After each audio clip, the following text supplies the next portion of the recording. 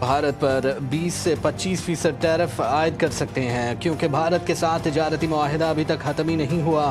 امریکی صدر Donald Trump نے اپنے حالیہ بیان میں یہ بھی انکشاف کیا کہ رواں برس کے آخر تک چین کے صدر سے ملاقات ہو سکتی ہے۔ روس کو یوکرین کے ساتھ جنگ بندی کے لیے 10 روز کی ڈیڈ لائن۔ خبردار کیا کہ اگر روس نے اس مدت میں جنگ نہ روکی تو اس پر ٹیرف اور پابندیاں عائد کی جائیں گی۔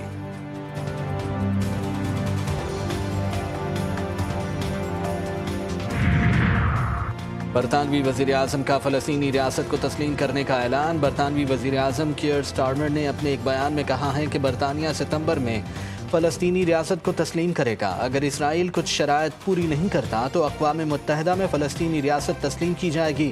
اسرائیلی حکومت غزہ کی صورتحال بہتر کرنے کے لیے اقدامات کرے۔ اسرائیل غزہ میں فوری جنگ بندی اور طویل المدتی امن کے عزم کا اظہار کرے۔ 221 برطانوی ارکان پارلیمنٹ پہلے ہی فلسطین کو تسلیم کرنے کا مطالبہ کر چکے ہیں۔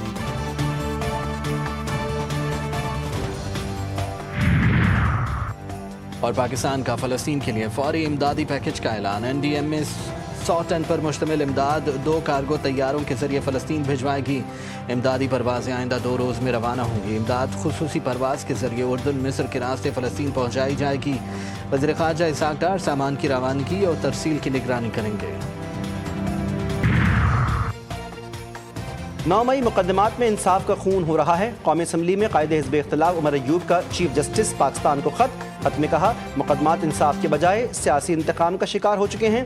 عدالتی کارروائیاں بدنیتی، جلد بازی اور دباؤ کے تحت ہو رہی ہیں۔ ملک میں آئین اور عالمی قوانین پامال ہو رہے ہیں۔ جھوٹے مقدمات، زبردستی اعتراف اور سیاسی انتقام کی فضا عدلیہ کی ساکھ تباہ کر رہی ہے۔ بجلی چوری کا بوجھ عوام پر نہیں ڈال سکتے۔ سندھ اسمبلی میں نیپرا کے خلاف متفقہ قرارداد منظور۔ قرارداد ایم کیو ایم کے رکن عامر صدیقی نے پیش کی۔ سندھ کے سینئر وزیر شرجیل میمن نے کہا ہر دور میں کہ الیکٹرک ہیسکو سیپکو کے خلاف قراردادیں آتی ہیں۔ افسوس کے ساتھ کہنا پڑتا ہے متعلقہ اداروں کے حکام کے کان پر جوں تک نہیں رینگتی۔ بجلی صارفین کے لیے اچھی خبر، 3 ماہ کے لیے بجلی ₹1.75 فی یونٹ سستی ہونے کا امکان۔ وفاقی حکومت نے نیپرا میں درخواست دائر کر دی۔ سماعت 4 اگست کو ہوگی۔ تمام فریقین کے دلائل سننے کے بعد اتھارٹی بجلی کی قیمتوں میں کمی کا فیصلہ کرے گی۔ مانسون کا 5واں اسپیل برسنے کو تیار۔ آج سے موسلادھار بارشوں کی پیشگوئی۔ لاہور، راولپنڈی، مری، گلیات، اٹک، چکوال، گجرات، جہلم اور گجرانوالہ میں بادل برسیں گے۔ فیصل آباد، سیالکوٹ، بہاولپور، بہاول نگر اور ملتان میں بھی بارشوں کا امکان۔ خیبر پختونخوا کے بالائی علاقوں میں بھی گرج چمک کے ساتھ بارش متوقع۔ کراچی میں بدستور بادلوں کے ڈیرے، مطلع ابر آلود۔ محکمہ موسمیات کے مطابق کراچی میں فی الحال بارش کا کوئی امکان نہیں۔ گلگت بلتستان شاہراہ بابو سر پر لاپتہ سیاحوں کی تلاش کے لیے آپریشن جاری۔ ترجمان گلگت بلتستان حکومت کے مطابق نجی ٹی وی چینل کے اینکر کی گاڑی ملبے سے مل گئی تھی۔ متاثرہ علاقوں میں متاثرین کی بحالی کا کام جاری۔ این ڈی ایم اے کے مطابق گزشتہ 24 گھنٹے کے دوران ملک کے مختلف علاقوں میں مزید 7 افراد جاں بحق اور 15 زخمی ہوئے۔ 26 جون سے اب تک مجموعی طور پر 288 افراد جاں بحق اور 690 زخمی ہوئے۔ پاکستان سے میچ منظور نہیں، بھارتی میڈیا ایشیا کپ ختم کروانے پر بضد۔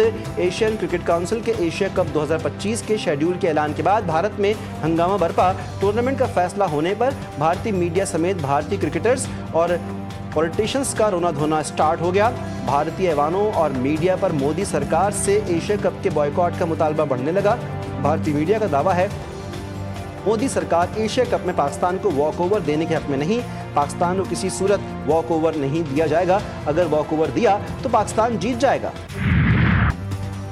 فٹ بال اسٹار لیونل میسی اہلیہ کے ہمراہ کولڈ پلے کنسرٹ میں کیمرہ سامنے آنے پر شرما گئے۔ میسی حال ہی میں امریکی شہر میامی اسٹیڈیم میں منعقدہ کولڈ پلے کنسرٹ میں شریک تھے، جہاں جوڑے کی کیمرے میں شرمیلی جھلک نے سوشل میڈیا پر دھوم مچا دی۔ کنسرٹ کے دوران جب کیمرے نے جوڑے کو اسکرین پر دکھایا تو شائقین نے جوش و خروش سے میسی میسی کے نعرے لگانا شروع کر دیے۔